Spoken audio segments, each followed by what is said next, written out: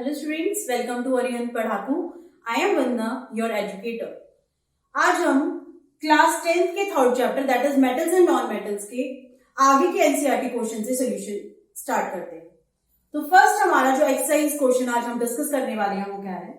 Give reasons why number 1 platinum, gold and silver are used to make jewellery. Second, sodium, potassium and lithium are stored under oil. Third, aluminium is highly reactive metal, yet it is used to make utensils for cooking.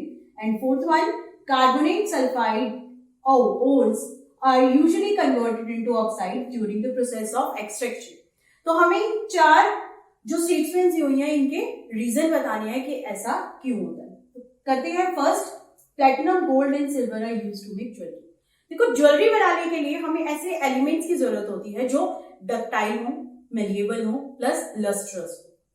क्योंकि ये तीनों metals हमारी ये तीनों property exhibit करती हैं। कौन कौन सी? Ductile, malleable and lustrous. ठीक है, शाइनी होती हैं।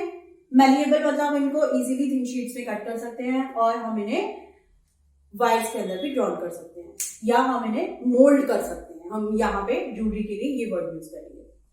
तो हम इसीलिए इन तीनों मेटल्स को ज्वेलरी बनाने के लिए यूज करते हैं। इनके अलावा ये मेटल्स हमारी लेस रिएक्टिव टुवर्ड्स एयर होती है। ठीक है, और ऑक्सीजन। क्लियर?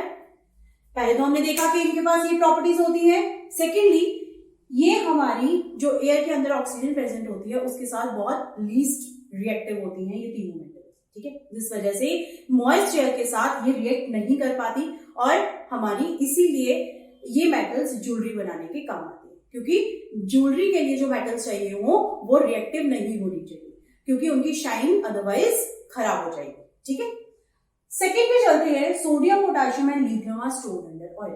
अब ऐसा क्यों होता है कि सोडियम, पोटेशियम और लिथियम को ऑयल के अंदर स्टोर करके रखा जाता है?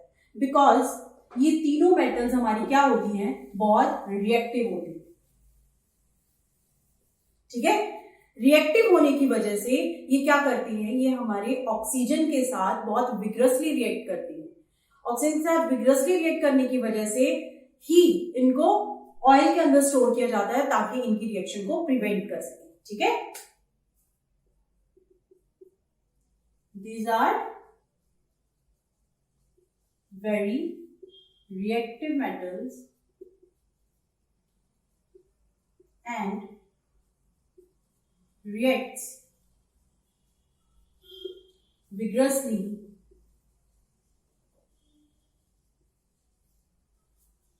with oxygen। प्लस ये फायर को भी बहुत जल्दी कैच कर लेती है। ठीक है, ऑक्सीजन के साथ रिएक्ट तो करती ही है, प्लस ये फायर को भी इजीली कैच कर लेती हैं। इसी चीज से प्रिवेंट करने के लिए इनको ऑयल के अंदर स्टोर किया जाता है।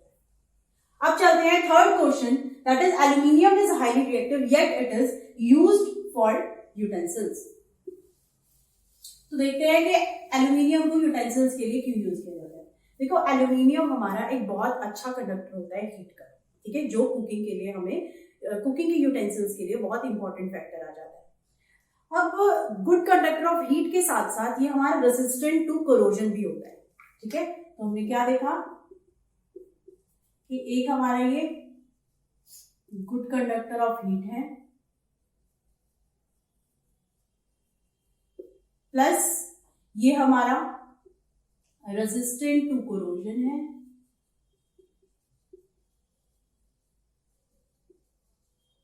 अब कोरोजन की रेजिस्टेंस क्यों है? क्योंकि जब ये ऑक्सीजन के साथ रिएक्ट करता है तो ये एल्यूमिनियम ऑक्साइड की लेयर फॉर्म करता है, दैट इज Al2O3। और ये जो ऑक्साइड लेयर है ये इसके सरफेस के ऊपर प्रेजेंट होती है और इसकी रस्टिंग से बचाती है, prevents aluminium from corrosion. Sorry, मैंने रस्टिंग वर्ड यूज किया, but it must be corrosion. Okay, तो यहां पे हमने देखा कि एक तो गुड कंडक्टर ऑफ हीट है, एक रेजिस्टेंट टू कोरोजन है, प्लस ये हमारा लाइट वेट वाला मेटल भी है और मैलिएबल भी है, जो हमारे यूटेंसिल्स के लिए इंपॉर्टेंट फैक्टर अगेन है। क्या? लाइट वेट है एंड मैलिएबल। तो इन सब प्रॉपर्टीज की वजह से ही हमारे एल्यूमिनियम को रिएक्टिव होने के बाद भी यूटेंसिल्स के लिए यूज किया जाता है। ठीक है, चलते हैं fourth, that is carbonate and sulphide ores are usually converted into oxides during the process of extraction. तो क्यों हमारे कार्बोनेट और सल्फाइड ओर्स को पहले ऑक्साइड्स में कन्वर्ट किया जाता है एक्सट्रैक्शन कराने के लिए मेटल? क्योंकि हमारी जो ऑक्साइड्स हैं उनसे हमारी मेटल को एक्सट्रैक्ट कराना इजी होता है एज कंपेयर टू कार्बोनेट और सल्फाइड्स। ठीक है, मतलब ऑक्साइड से मेटल को एक्सट्रैक्ट कराने का जो प्रोसेस है वो कंपैरेटिवली इजी है as compare to carbonate and sulphide. अगर हम ऑक्साइड से मेटल का ऑक्साइड से अगर हमने मेटल को एक्सट्रैक्ट कराना है, तो सपोज मैं रिडक्शन प्रोसेस यूज कर रही हूँ, उसमें क्या होता है, इजीली कार्बन के साथ रिएक्ट किया और हमारे पास यहाँ पे मेटल और कार्बन मोनोऑक्साइड बन गया, तो हमें ऑक्साइड से इजीली मेटल ऑब्टेन हो गई। ठीक है, बट वहीं पे अगर कार्बोनेट और सल्फाइड की बात करें तो हमारे प्रोसेसेस इतने इजी नहीं होते, इसीलिए कार्बोनेट और सल्फाइड को पहले ऑक्साइड में कन्वर्ट किया जाता है और फिर हमारी एक्सट्रैक्शन करवाई जाती है। ठीक है, तो यहाँ पे हमने देखा कि हमारे इन चारों स्टेटमेंट्स के क्या रीजन हो सकते हैं और हमें चारों रीजन को अच्छे से समझा। अब चलते हैं अपने next question, that is question number 13। तो question number 13 is, you must have seen tarnished copper vessel being cleaned with lemon or tamarind juice. Explain why these source substances are used in cleaning the vessel. तो क्यों हम इन source substances को use करते हैं vessel को clean करने के लिए, वाटर को क्यों नहीं यूज कर सकते?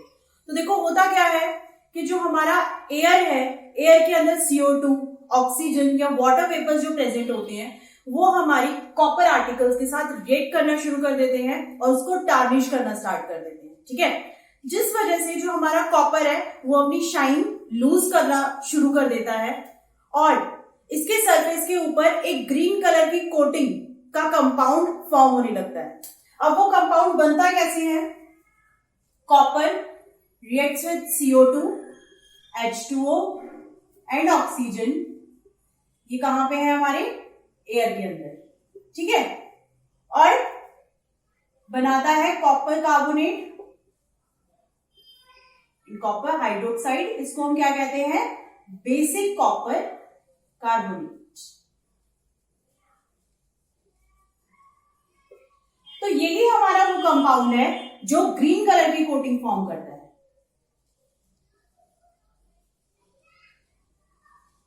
ठीक है, अब ये कंपाउंड हमारा वाटर में इनसॉल्युबल होता है, तो इसको हम कॉपर मेटल से या कॉपर वेसल से पानी से रिमूव नहीं कर सकते। ठीक है, क्योंकि इनसॉल्युबल है तो वाटर से हम रिमूव नहीं कर पाएंगे।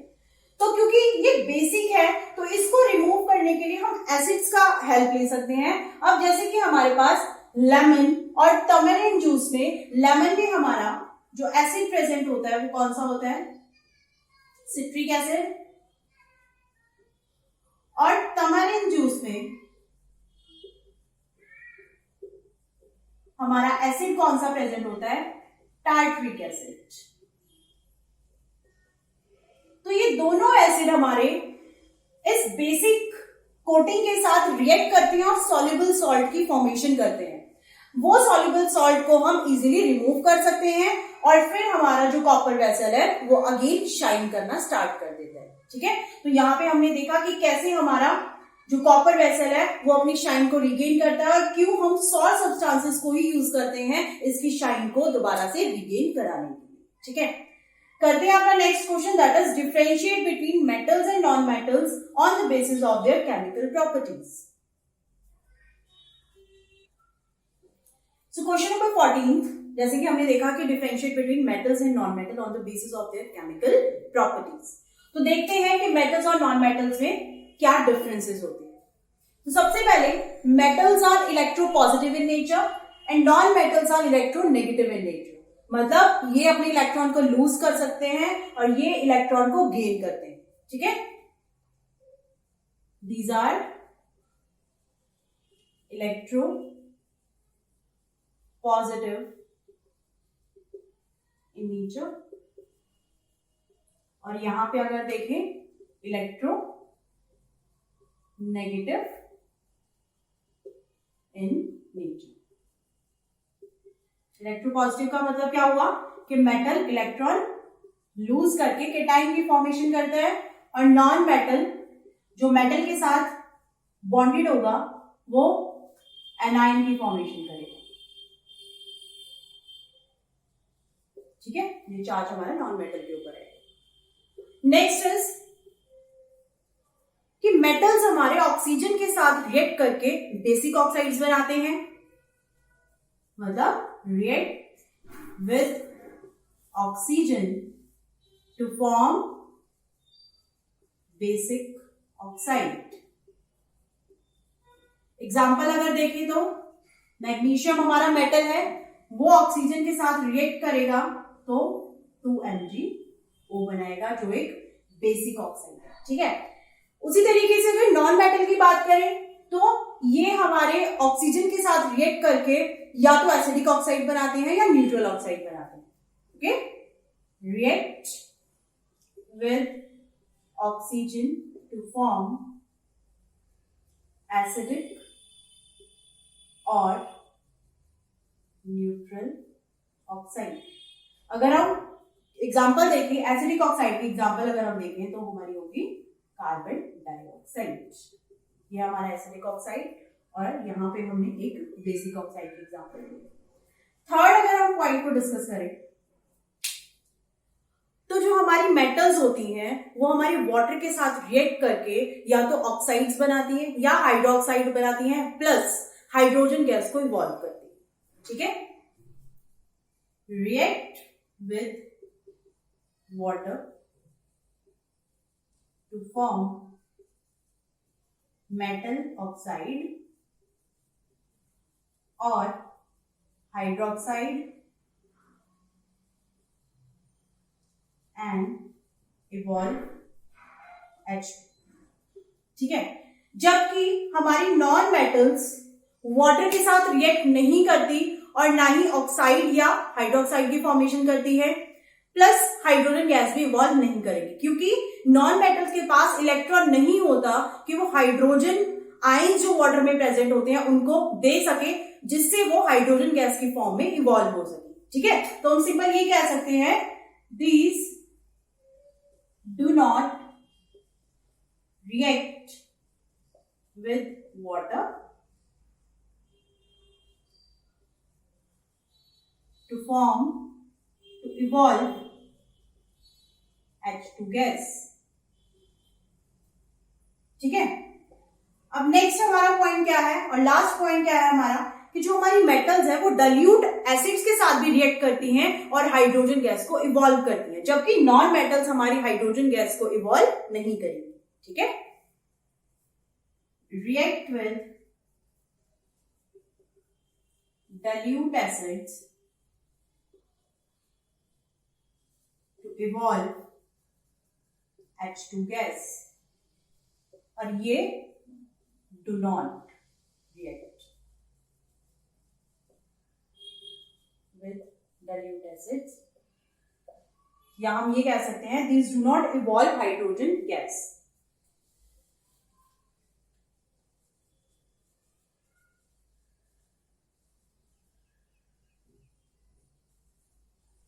ठीक है, तो यहां पे हमने देखा कि मेटल्स और नॉन मेटल में क्या डिफरेंस होता है, एक बार सम अप कर लेते हैं। मेटल्स हमारी इलेक्ट्रोपॉजिटिव इन नेचर है, जबकि नॉन मेटल्स हमारी इलेक्ट्रोनेगेटिव इन नेचर है। सेकेंड वन इज मेटल्स हमारे ऑक्सीजन के साथ रिएक्ट करती हैं और बेसिक ऑक्साइड बनाती हैं, जबकि नॉन मेटल्स हमारी ऑक्सीजन के साथ रिएक्ट करते या तो एसिडिक ऑक्साइड बनाते हैं या न्यूट्रल ऑक्साइड।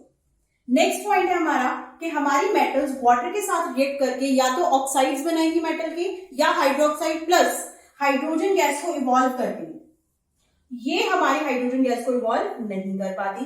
इसी तरीके से मेटल्स हमारी डाइल्यूट एसिड के साथ रिएक्ट करके हाइड्रोजन गैस इवॉल्व करती हैं और नॉन मेटल हमारी हाइड्रोजन गैस को इवॉल्व नहीं करती। तो यहाँ पे हमने देखा कि हमारे मेटल्स और नॉन मेटल्स में क्या क्या डिफरेंस होते हैं। ठीक है, समझ आया? क्वेश्चन नंबर 15 रीड करते हैं। a man went door to door posing as a goldsmith. He promised to bring the glitter of old and dull gold ornaments. An unsuspecting lady gave a set of gold bangles to him, which he dipped in a particular solution. The bangles sparkled like new, but their weight was reduced drastically. The lady was upset, but after a futile argument, man beat a hasty retreat. Can you play the detective to find out the nature of the solution he has used? तो यहाँ पे हमें पूछा जा रहा है कि जो पर्सन डोर टू डोर जाके हमारे जो old and dull gold ornaments हैं उनकी शाइन वापस लाने का प्रॉमिस कर रहा है, वो एक्चुअली कौन सा सोल्यूशन यूज कर रहा है. ठीक है, तो देखते हैं कि वो सोल्यूशन कौन सा है जो हमारे जो गोल्ड ऑर्नामेंट्स हैं उनकी शाइन को दोबारा से वापस लाता है. वो है aqua regia.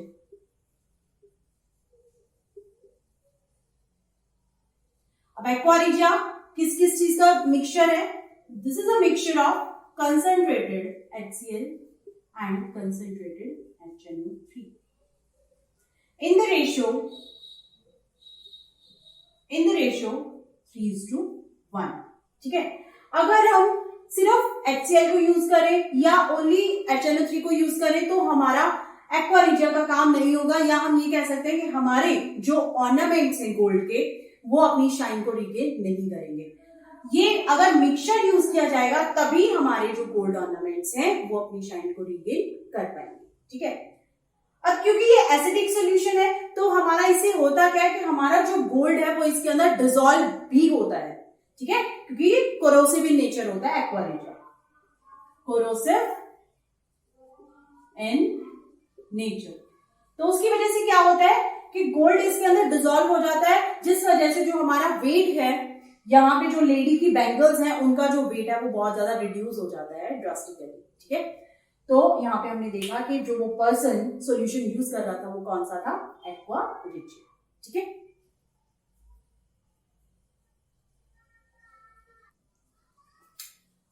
Question number 16.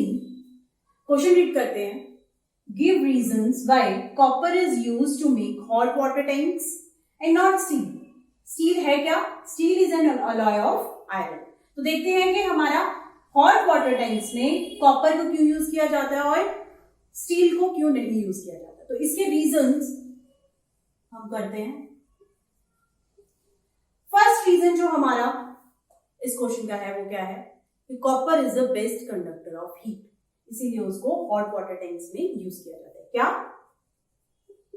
Copper is the one of the best, you can say one of the best conductor of heat. ठीक है, second point, copper boiling water के साथ रिएक्ट नहीं करता, जबकि जो हमारा स्टील है वो बॉइलिंग वाटर या स्टीम के साथ रिएक्ट करता है. ठीक है, एक मतलब कॉपर, यहां हम कॉपर ही लिख के चलते हैं. Copper does not react with boiling water और steam, whereas steam does react with steam. ठीक है, ये तो हो गए दो पॉइंट. अगर हम थर्ड पॉइंट देखें कि क्या रीजन होता है हमारा कॉपर यूज करने का, थर्ड पॉइंट इज जो कॉपर का मेल्टिंग पॉइंट है वो बहुत ज्यादा हाई होता है एज कंपेयर टू स्टील. तो हाई मेल्टिंग पॉइंट है जिस वजह से हमारा जो वाटर टैंक्स हैं वो हमारे हार्म नहीं होंगे या डैमेज नहीं होंगे. ठीक है, कॉपर है high melting point, higher melting point than steel. ठीक है, तो ये हमारे रीजन है कि क्यों हम कॉपर को यूज करते हैं हॉट वाटर टैंक्स में और स्टील को यूज नहीं करते. ठीक है, तो इसी के साथ हमारे exercise question chapter number 3 that is metal and non metal के खत्म होते हैं। इस क्वेश्चन के आप तीनों पॉइंट समझ आए।